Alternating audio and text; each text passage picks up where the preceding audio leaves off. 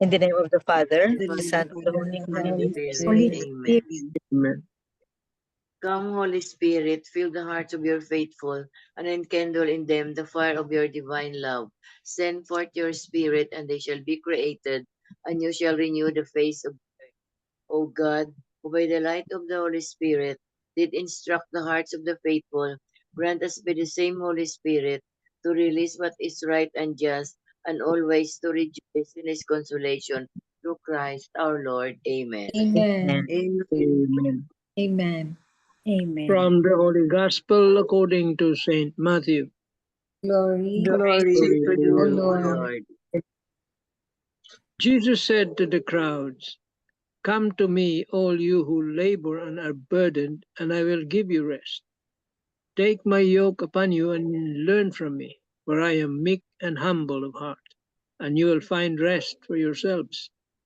For my yoke is easy and my burden light." The Gospel of the Lord. Praise to Praise to you, you, Lord Lord Jesus Jesus Christ. Christ. The reflection of Marino das Marinas is about a man who would always drink until he gets drunk whenever he has problems. Nilulunod niya yung sarili niya to forget about his problem. No? Very typical of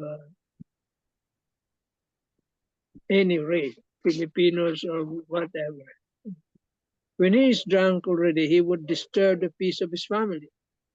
He would verbally abuse his wife and his children and blame them for all their miseries. Many fathers are like this. But what can they get from this temporal escape? They only further mire themselves with more problems until their problems takes control of them. In our gospel for today, Jesus gives us a foolproof invitation. He tells us, "Come to me, all you who labor and are burdened, and I will give you rest. Take my yoke upon you and learn from me, for I am meek and humble of heart, and you will find rest for yourselves. For my yoke is easy and my burden light." That is in Matthew 11. What are we going to do with this invitation?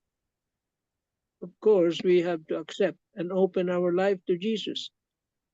If we would not accept and continue to keep out Jesus in our life, we would continue to be enslaved by this world.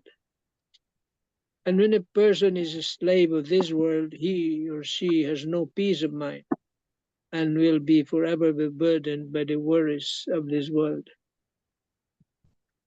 Will you go to Jesus and allow him to help you carry your life's burdens? Mm-hmm. Yeah. Amen. Very specific. Huh? Come to me, not to anybody else. To me, sabi ni Lord. Huh? Not to your friend or other people, but to me.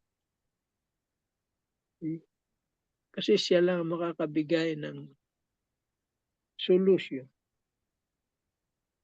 Any problems, any of your problems is the only one who can give a solution to your problems. Not wine or hard drinks, but him alone. Take my yoke upon you. See, he will help you. Yeah, we know the yoke of an oxen, yung pamatok na sinasabi nila. He will share his yoke upon you, and your burden becomes light. Dalawa na kayong magpapasan eh. Huh? So if you have any big problems, really, wala ka na ibang pupuntahan. Lift up all your problems to him. At gagaang yun.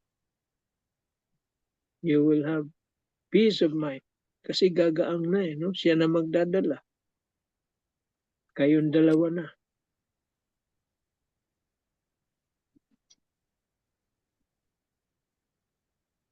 Surrender everything. Most especially your sins. Yun na nagpapabigat no? Evening. Papabigat sa buhay ng tao. Yung mga kasalanan, kung ano man yan, mga shortcomings, yan. Problems na ikaw mismong may gawa. No? Yun ang papabigat sa buhay ng tao.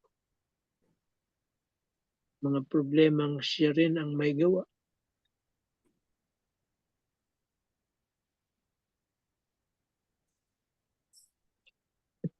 What a beautiful invitation from Jesus. This passage is worth reading and over and memorizing so that it can easily be reflected upon during those most difficult moments in life. We all have those moments, the moments when we feel overwhelmed and burdened.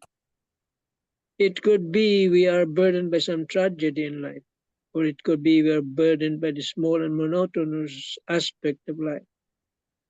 One of the greatest daily burdens is that of our own sin. Yeah. But Yeah. whatever the case may be, Jesus wants us to hear and believe these words, "Come to me." Siya lang magbibigay ng kapatawaran sa mga kasalanan. Wala na iba. Hindi pwedeng tao.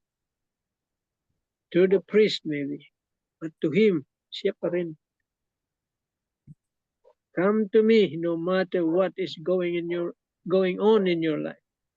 Come to me without hesitation and without fear. Jesus also promises that his yoke is easy and his burden is light. What does that mean? Does it mean that coming to Jesus will remove all hardship from our lives? No, not really. What it means is that coming to Jesus will enable us to endure and walk through any hardship we encounter in life. Advent reminds us that God the Son came and took on our human nature and all that goes along with being human. And though he never sinned, he allowed himself to experience the effects of sin and the burden it imposes. Yeah. No matter how much we sin, you cannot hurt God. Yeah? Our sins does not lessen his being a God. Hindi siya nasasaktan. When we sin, it's not the hurt. It is we are trying to destroy God's plan in our life. Yun ang effect ng sin. Sinisira mo yung plano ng Diyos sa buhay mo. Hindi mo siya masasaktan. Diyos yan eh. So as God, He is able to look us in the eye and tell us that He understands our hardships because He lived them. He lived them out of love for us so that He could help us endure joyfully all we face in life. Amen. Amen. Amen. Amen. Thank you very much, Tito Man. Yeah. So that means that the burden, sometimes or most of the time, the burden is within, from within. Because of our pride, because of our sinfulness, because of wrong lifestyle, most especially because of our pride and sinfulness. Yun ang nagpapaburden sa atin. So, well, of course, our trials, our pains, our sufferings are also a burden.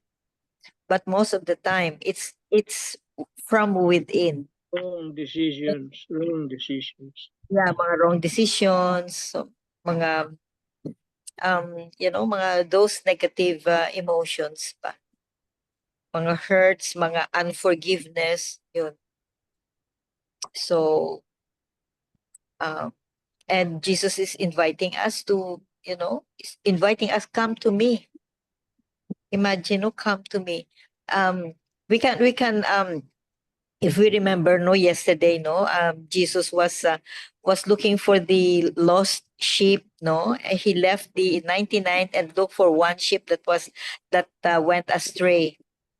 So in today's gospel, he's just waiting in times of our trials, in times of our sufferings, times of our burden. He's inviting us to go to him because his yoke is lighter and easier.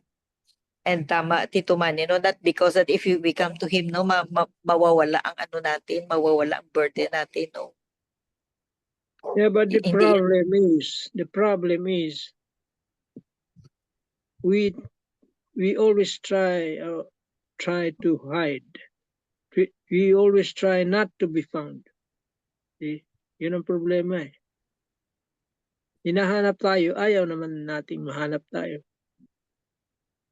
Yan.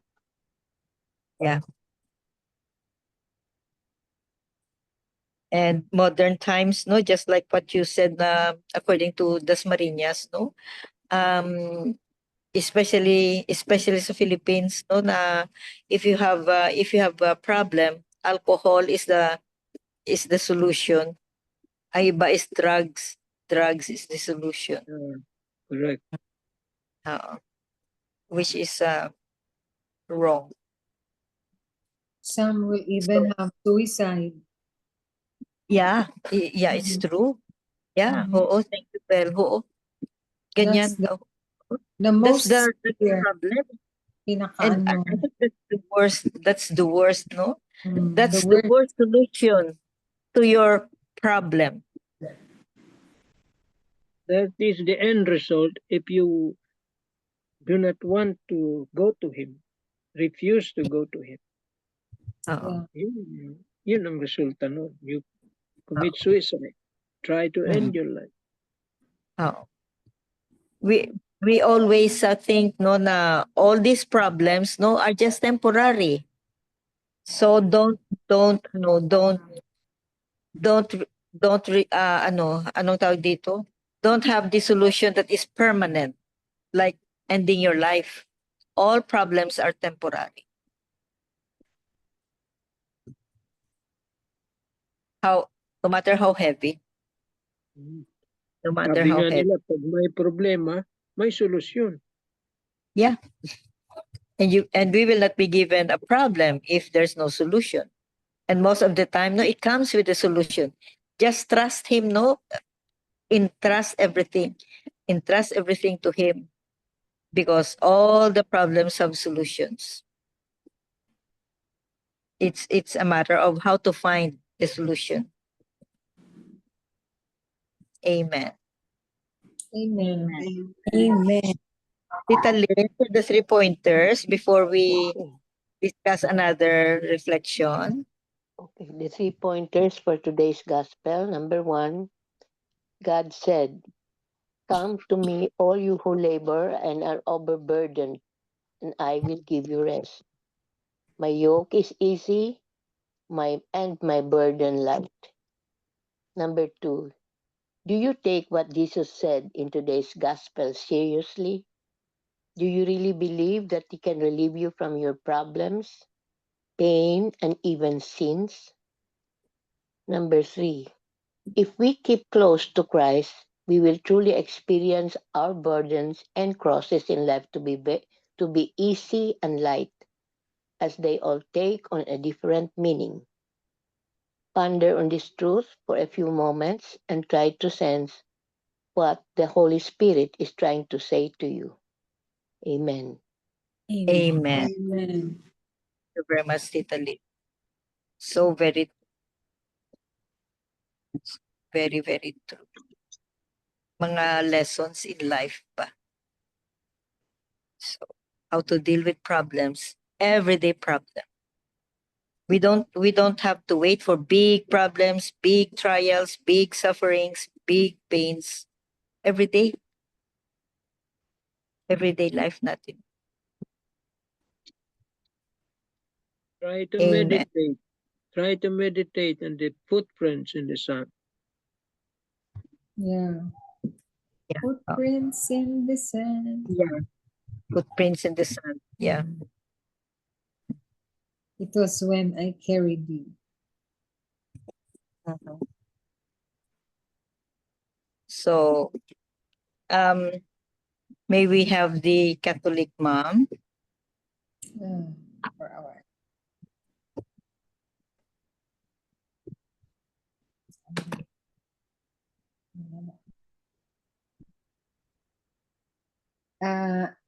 Sal, do you, ito, the gospel for today is being depicted in the Catholic mom, and the reflection is as follows. On an early spring day, when the winds still chill one to the bone, the call came. My friend's adult daughter, Carol, not her real name though, had died after a 10-year battle with cancer. Wow, that's a long time, no? 10 years. She slipped away between breaths, my friends. Carol never married and had a successful business career, living far from her family. Rather than die alone, Carol chose to live with family, first with her sister and then with my friend. Surrounded by a loving family that included her mother, sisters, and nephews, Carol lived longer than the doctors predicted. Wow, that's a long time, no? 10 years, but being with family really prolonged her life. I can just imagine also the support of the family that makes her But life longer, no? I have an image of her in mind, propped up by pillows, cozy in her bed, as snow fell softly on the trees near the house. We prayed to Saint Joseph for a peaceful death, and so it was. Maybe we should add the prayer of Saint Joseph for a peaceful death, no? full death. Oh. Aside from Holy uh, face. what we're praying in the Holy Face. Boisterous nephews enjoyed pizza parties with her, watching movies and joking. Carol spent time drawing with colored pencils and writing advice to those left behind. She produced a video that was played at her celebration of life. Fallen away from the church for many years, she returned to the sacraments. Oh, she was out of church there for a while. It seemed like a miracle when she made a sacramental confession and received viaticum. Today's gospel is an invitation from Jesus. Come to me, all you who labor and are burdened, and I will give you rest, for my yoke is easy and my burden light. Carol journey to eternal life. Carol's journey to eternal life is etched in my memory. Her family became the hands and feet of our Lord. I love this. Her family became the hands and feet of our Lord, easing her suffering and loneliness. Love was a powerful source that made Carol's burden light. Diba we said na, what a long time that she battled with cancer, and living with her family with the family's love really made an impact on her prolongation of life, no? So love was a powerful force that made Carol's burden light. It's really true. And when you look at the invitation of Jesus, come to me, all you who labor and are burdened, and I will give you rest, for my yoke is easy and my burden light. And Tito Mani said, meditate on the footprints in the sand. That when the time that the one who's the the person who we really don't know who that person is who wrote that footprints in the sand, no? Anonymous siya, no? Anonymous. Oh, Oh, anonymous. when he said that, how come in The the lowest lowest. step of my life, I there was only one set of footprints, and the Lord answered him that That because that was the That's time the that I carried you. I carried It's you. so reassuring. Oo. That's what you always mention, MJ, the unconditional love of our Lord. That Anonymous yun. That was anonymous kasi Yeah. tayo yun. It is us. it is us. When we experience, after Yeah. experiencing that love of Jesus, yan, di ba? What did After you say, Tito experiencing, Maki? Our sin doesn't lessen the love of God towards us? yes, it doesn't lessen Doesn't. because How You just cannot yet hurt God. cannot No, yun hurt ang him. Oh, it Yeah. doesn't hurt God. It doesn't No, hurt. hindi siya nasasaktan maski anong kasalanan na gawa mo. That's why his love becomes unconditional. Mm. Ang Oo. nagagawa ng kasalanan mo is you destroy His plan in your life. Yung plano ng Diyos, kinukuha mo, sinisira mo. Because of sinning. Because of your Yeah. sin. Yun. Yes, so ask anybody. Yeah. Yeah, totoo, Tito Mans, no? Yeah, true. I agree. No? Oo. Yung sinning natin destroys the plan of God for us. So we brought it upon ourselves. Yes. So, hindi mo masasaktan Nobody else ang to Diyos. blame but ourselves. Because of our sins, yeah. Beautiful, Tito Mans, no? Yeah, beautiful, Tito Reality. Mani. I didn't see it that way, no? Yeah. Mhm. Now you cannot hurt God because He is God. So And the it's our sin fault talaga. sin It's our fault. destroys the plan of God for us. Yeah. Because of our sinfulness, because of our sinning. Yun. We divert from the original plan of God for us. So Because of our- meaning, it's not really what happens to our lives. It's not really a punishment from the Lord. It's just because our sins destroys His plans. That's why something else happens. Yeah. Correct. Especially the bad things, no? The Yeah. bad. Oh.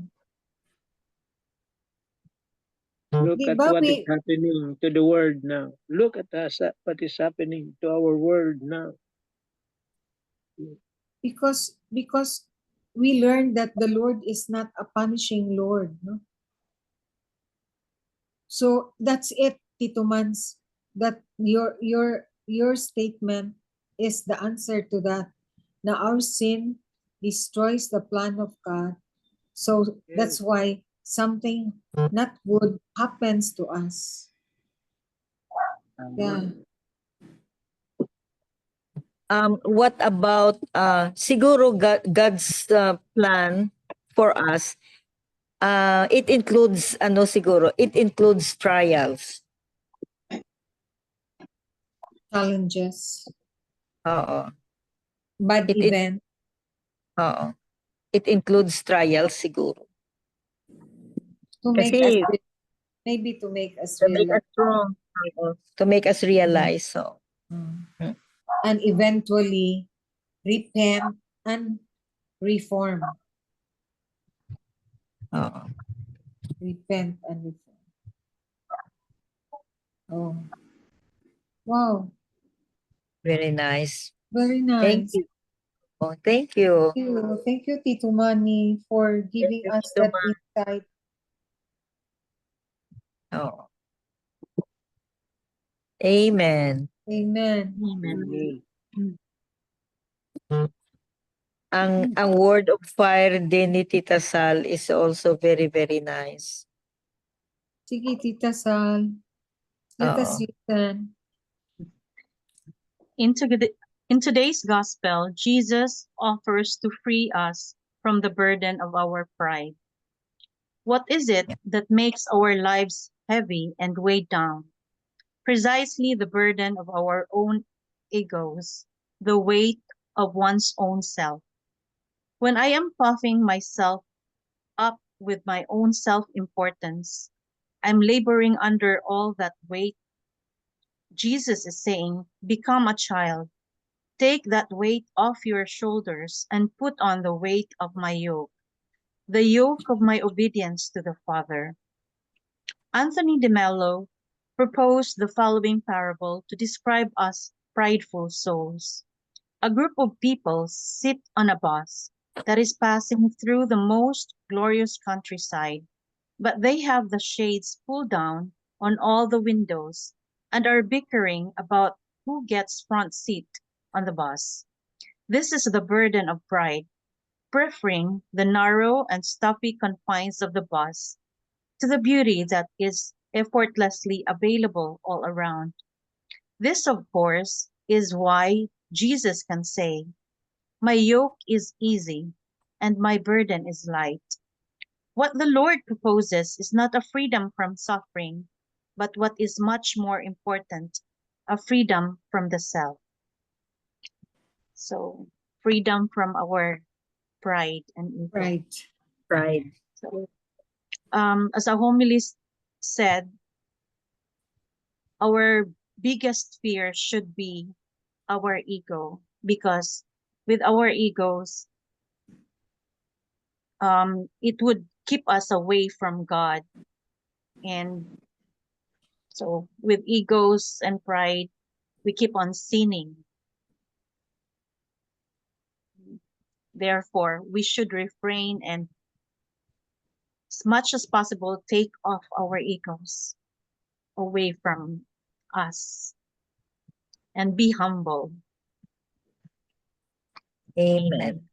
Amen. Amen. Very true. We are the cause of our own burden. We are the cause of our own burden. Tita Helen, do you have something? One sentence. Jesus invites us to have meek and humble heart, because if we have that humble heart, everything will be okay. We will not be able to commit sin if our heart is full of humility. Amen. Amen. Amen. Thank you, Tita Helen. The mother of all virtues, humility. Humility. Yeah, humility. And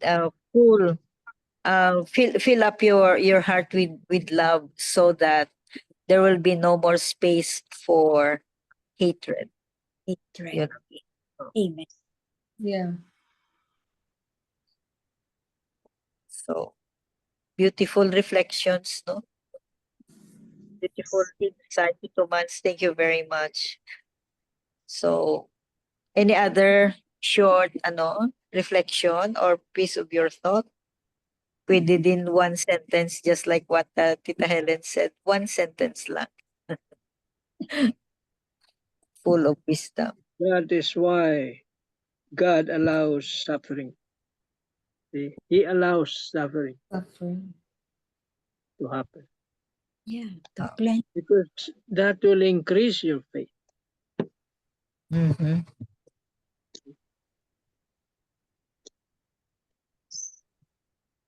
Amen.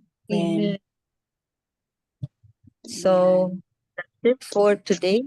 Beautiful gospel, beautiful message, beautiful reflections from different homilies and from our hearts. Wisdom from our hearts. Amen. Amen. Amen. Maria Belen for the closing prayer. Okay, yes. Lord, thank you for the gift of life, allowing us and our family to see this beautiful day. Today, Lord, we open up our homes to you, and may you bring healing, blessing, and miracles. In Jesus' name, amen. Amen. Amen. And all together, please. Glory be to the Glory Father, be to the Father, and to the Son, and to the Holy Holy Spirit, Spirit, Spirit, to us with now, us who in was in the the beginning, now is and ever now, shall and be, shall world be, without world end. without and end. Amen. amen. In the name In of the the name of Father. the Father, Father, the the Son, Son, and and Holy of the Holy Spirit. Spirit. Amen. Amen. Amen. Very Lord, much. Thank Thank you. you. Good everybody. night, Bye. everybody. Good Bye. night.